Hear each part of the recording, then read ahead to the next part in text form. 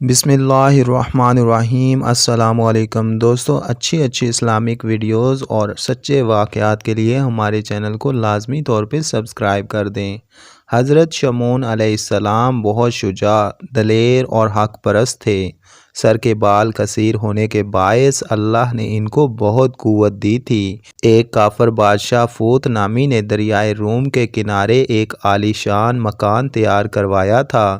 اس شہر کا نام اموزیہ تھا۔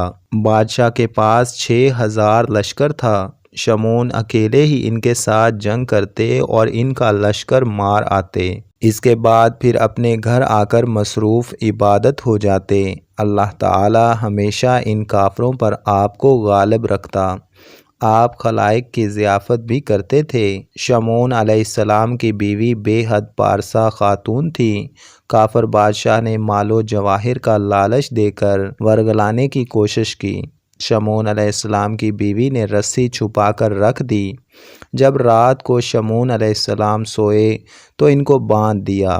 جب نیند سے بیدار ہوئے تو رسی توڑ ڈالی اور بیوی سے پوچھا، کس نے مجھے باندھا تھا؟ بولی، میں نے۔ شمعون علیہ السلام نے کہا، تو نے مجھے کیوں باندھا تھا؟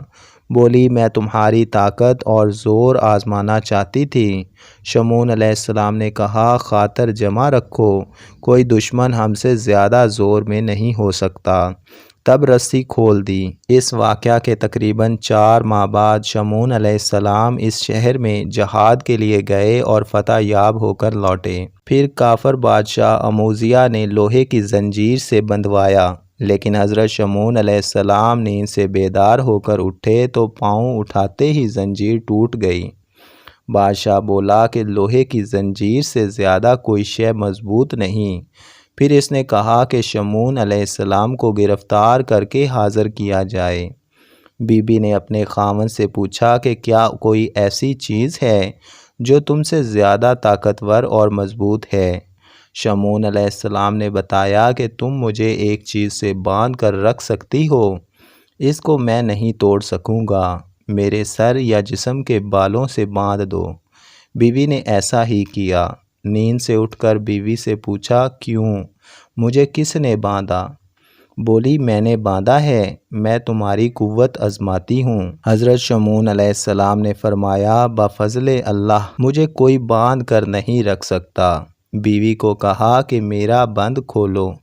وہ بولی، کئی مرتبہ میں نے باندھا تھا، آپ نے اپنی قوت سے کھولا تھا، اس دفعہ کیوں بلاتے ہو؟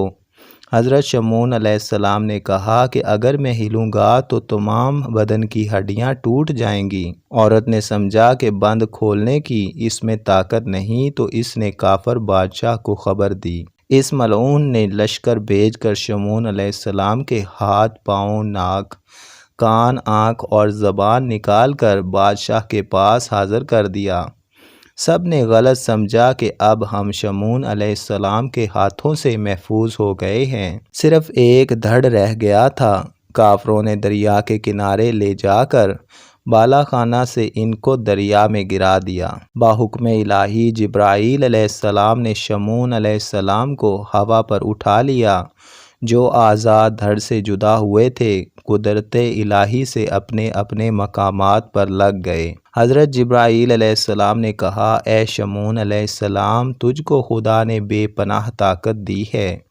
شمعون علیہ السلام نے اللہ کو یاد کر کے حصار اور مکان اور شہر کی تمام زمین کھود کر مائے کفار دریا میں ڈال دیے، یہاں تک کہ شہر کا نام و نشان مٹ گیا۔ اس کے بعد اپنے گھر جا کر بیوی کو مار ڈالنے کا قصد کیا۔ حضرت جبرائیل علیہ السلام نے فرمایا، اے شمعون علیہ السلام، اس نے حالت نادانی میں آپ کے خلاف کام کیا تھا، اس کو معاف کر دو۔ چنانچہ ایسا ہی کیا گیا۔ آپ کی عمر تقریباً 1000 برس تھی۔ دن کو روزہ رکھتے، شب عبادت میں گزارتے اور کافروں سے جہاد کرتے رہتے۔ سبحان اللہ۔ دوستو، ایسے ہی مزید اچھی ویڈیوز اور واقعات کے لیے ہمارے چینل کو لازمی طور پہ سبسکرائب کر دیں۔